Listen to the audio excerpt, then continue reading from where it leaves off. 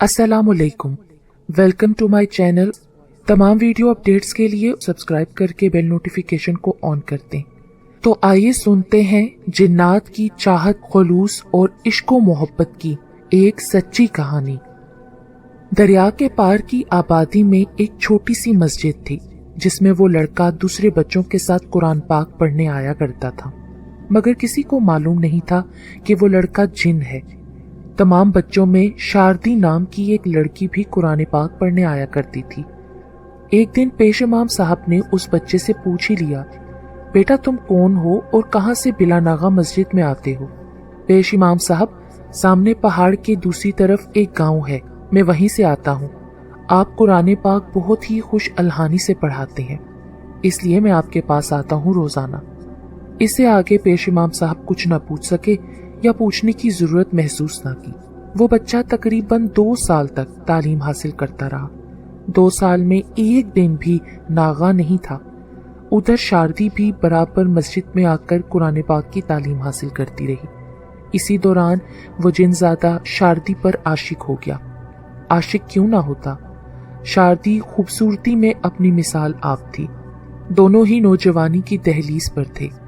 यहाँ तक उस लड़के ने कुरान पाक मुकम्मल पढ़ लिया और शारदी ने भी कुरान पाक मुकम्मल कर लिया, और फिर उसने मस्जिद में कुरान पाक पढ़ने के लिए आना छोड़ दिया।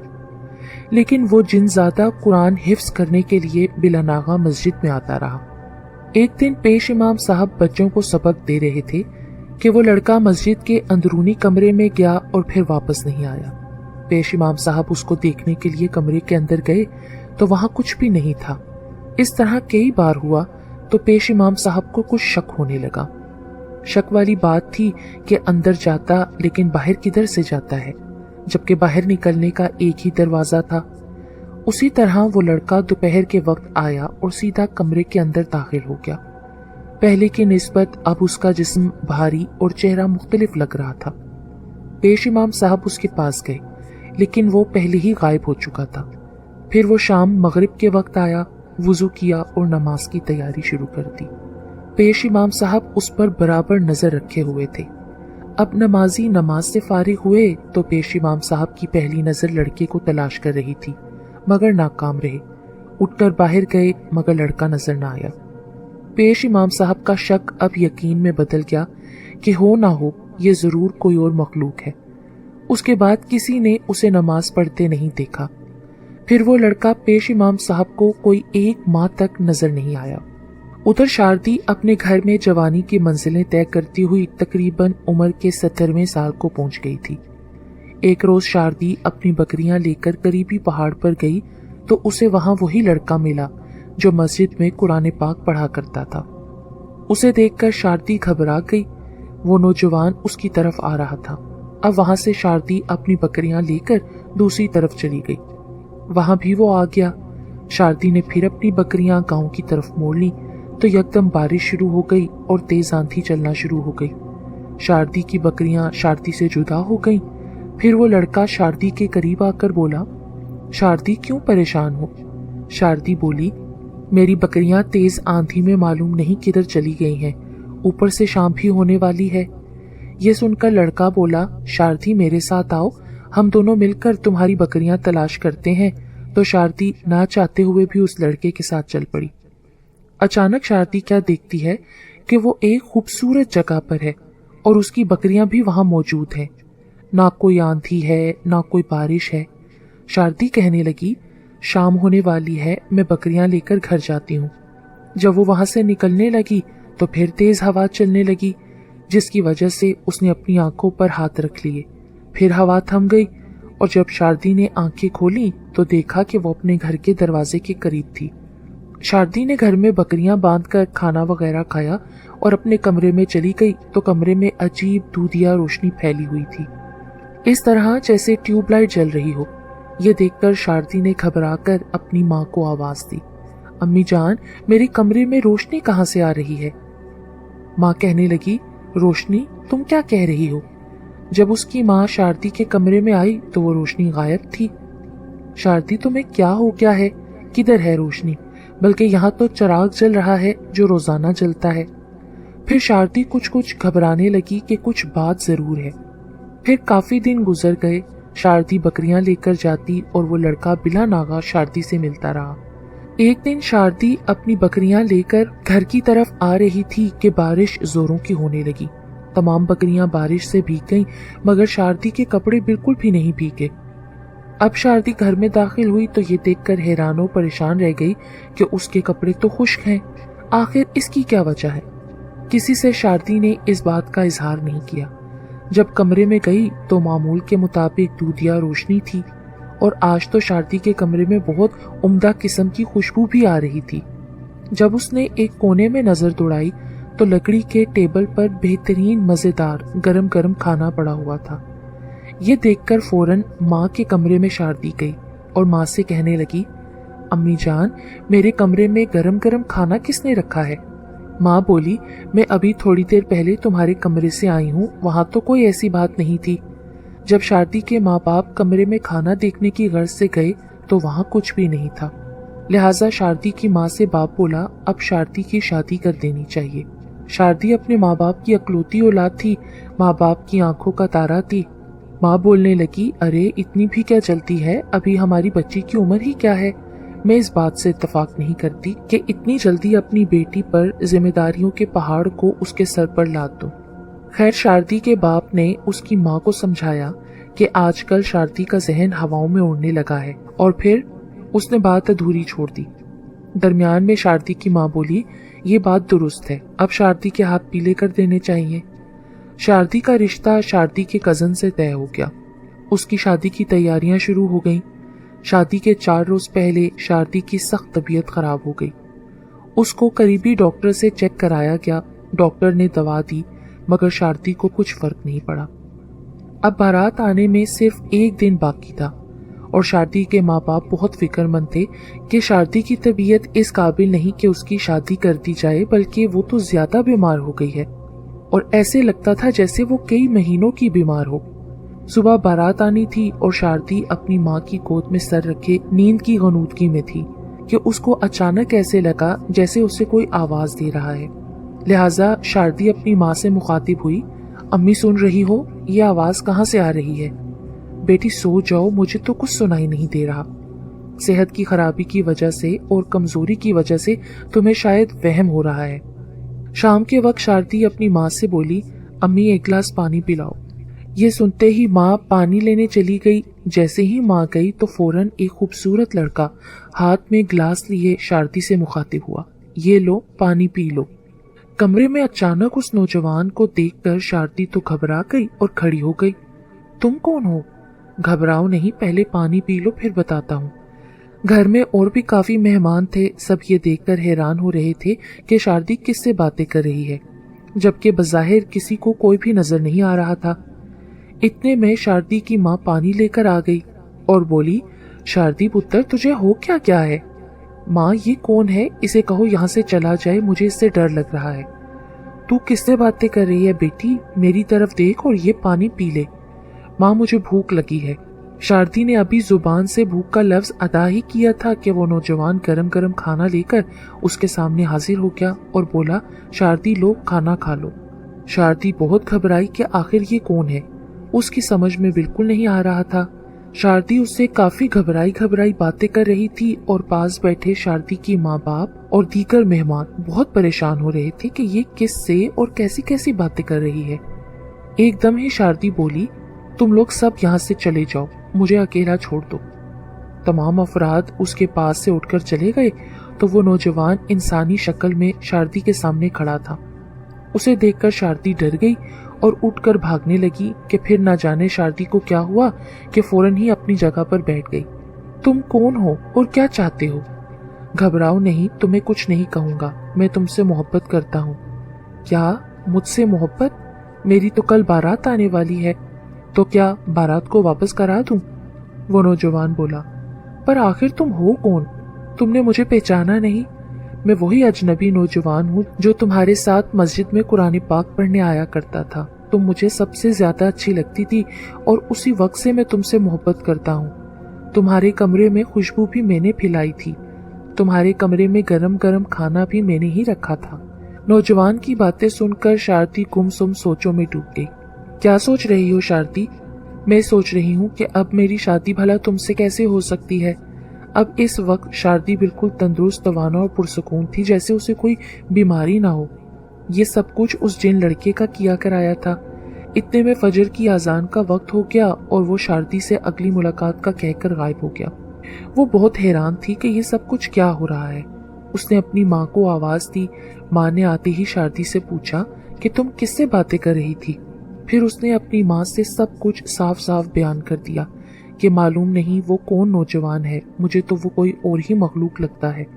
कह रहा था कि मैं तुमसे मोहब्बत करता हूँ और तुमसे शादी करना चाहता हूँ।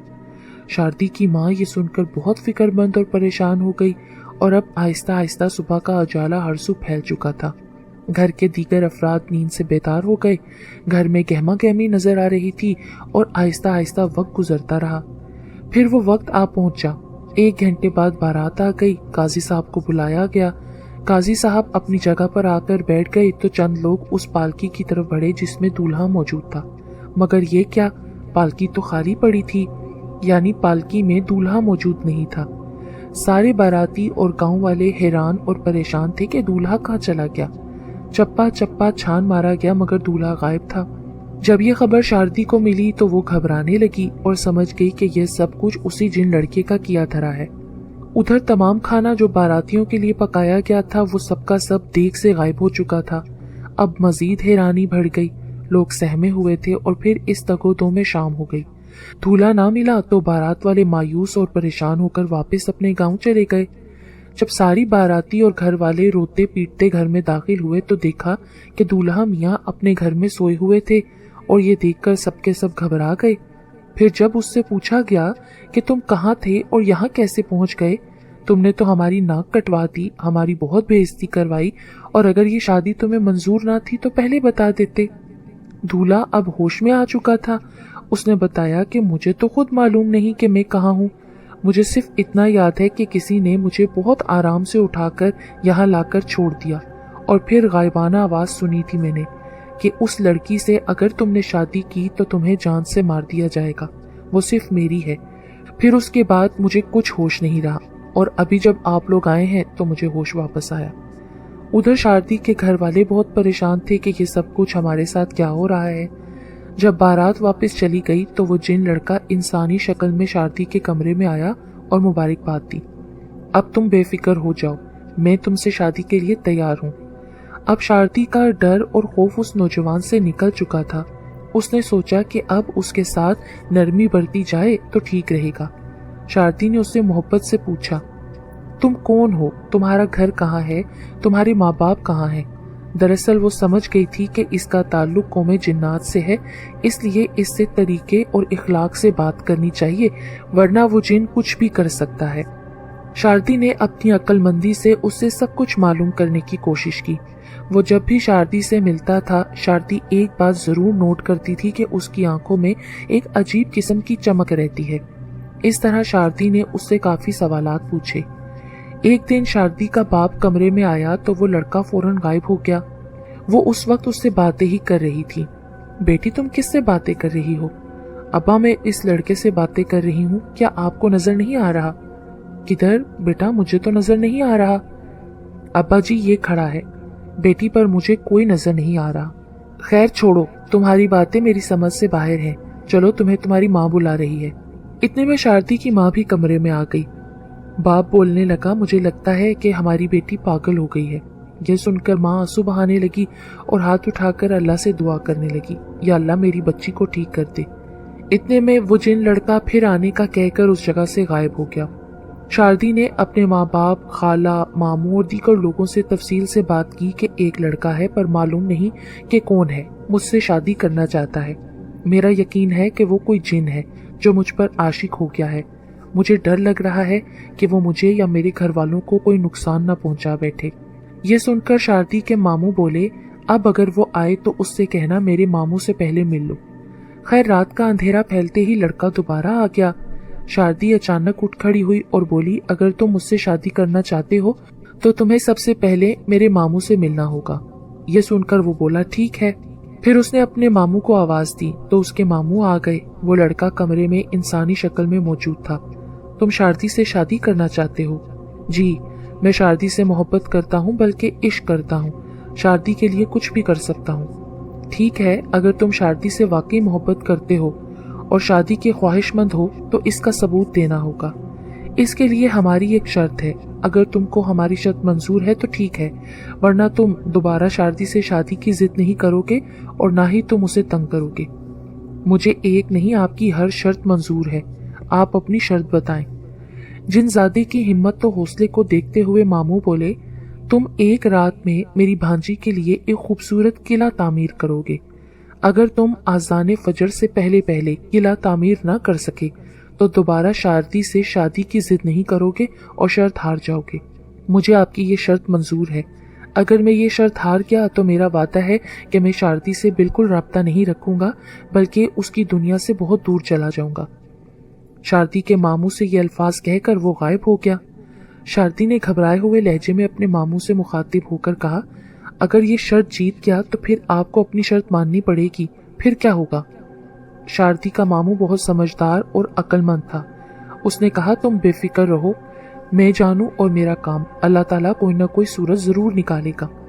जब रात का अंधेरा हरसू मुसल्लत हो गया, रात के 8 बज चुके थे और किले की तामीर का काम शुरू हो चुका था। देखने वालों की जुबानी मालूम हुआ कि किले की तामीर बदस्तूर हो रही थी। बड़े बड़े पत्थर और सारी चीजें उस जगह रखी थीं, मगर तामीर करने वाले नजर नहीं आ रहे थे। राहगीर भी हैरान और परेशान थे कि ये सब कुछ क्या हो रहा है। किले की तामीर जारी थी कि अचानक शारदी के मामू को ख्याल आया। जब उसने घड़ी में टाइम देखा तो रात के 4 बज चुके थे, मगर किले की तामीर जोरों शोर से जारी थी। शारदी का मामू फौरन मस्जिद में गया। उसको पता था कि अब मैं थोड़ी देर बाद शर्त हार जाऊंगा, और ये सोचकर शारदी का मामू बहुत परेशान हुआ। खैर, उसने फौरन वुजू किया और लाउड स्पीकर में अजान फजर दे दी। अजान का सुनना था कि तमाम जिन जिस हाल में और जहाँ जहाँ काम कर रहे थे वहीं पर काम छोड़ा और सबके सब वहां से गायब होकर चले गए।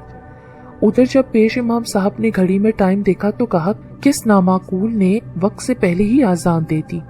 अब पेश इमाम साहब को सब कुछ मालूम हो गया।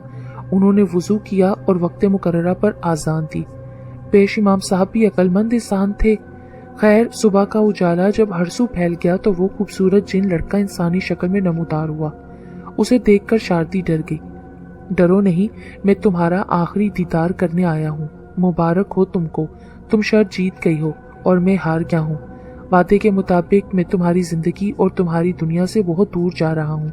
अगर मेरे लायक कोई खिदमत भी हो और किसी भी वक्त तुम्हें मेरी जरूरत पड़े तो मुझे फौरन किले वाली जगह पर जाकर आवाज देना। मेरा नाम लेकर, मेरा नाम हसान है, मैं खिदमत के लिए हाजिर हो जाऊंगा। और जब तक तुम्हारी औलाद इस दुनिया में रहेगी, कोई भी जिन तुम लोगों को तंग नहीं करेगा और मैं बगैर तुम्हारी इजाजत के कभी इस इलाके की तरफ रुख नहीं करूंगा। तुम्हारा शहर और किला तुम्हें मुबारक हो। ये कहकर जिन लड़का गायब हो गया। उसकी आंखों में नुमाया तौर पर आंसू नजर आ रहे थे। शारदी ने उसी वक्त अल्लाह का शुक्र अदा किया और सजदे में गिर गई। और जब ये तमाम बातें घर वालों को मालूम हुई तो घर के सारे अफराद बहुत खुश हुए। चंद दिन बाद शारदी डरती डरती किले की तरफ गई तो किला देखकर हैरान और परेशान रह गई कि बहुत ही खूबसूरत किला अपनी जगह मौजूद था। शारदी सोचने लगी कि काश अगर ये किला किसी इंसान ने मेरी मोहब्बत में बनाया होता तो कितना मजा आता। पूरे गांव बल्कि आसपास के इलाके के बेशुमार लोग किला देखने के लिए आए तो देखा कि किला वाकई मुकम्मल हो चुका था। अगर कमी रह गई थी तो सिर्फ और सिर्फ किले की छत, जो कि मुकम्मल होने से रह गई थी। दूसरी बात, ये किला इतनी महारत से तामीर किया गया था कि जो एक दफा किले को देख लेता उसे हैरानगी लाजमी होती, क्योंकि बनाने वालों ने बनाया ही अजीबो गरीब था। उसकी 4 दीवारें थीं और उन दीवारों में 4 बड़े बड़े पत्थर इस्तेमाल हुए थे। नक्शो निगार बहुत खूबसूरत बनाए गए थे। नामालूम इतने अच्छे और खूबसूरत पत्थर कहाँ से तलाश करके लाए गए थे। ये खूबसूरत और लाजवाब किला आज भी उसी तरह मौजूद है। ना उसमें कोई इजाफा हुआ और ना कोई कमी वाक़ई हुई। जहाँ जहाँ और जैसे जैसे इस्तेमाल किए पत्थर रखे थे आज भी वैसे के वैसे ही पड़े हुए हैं।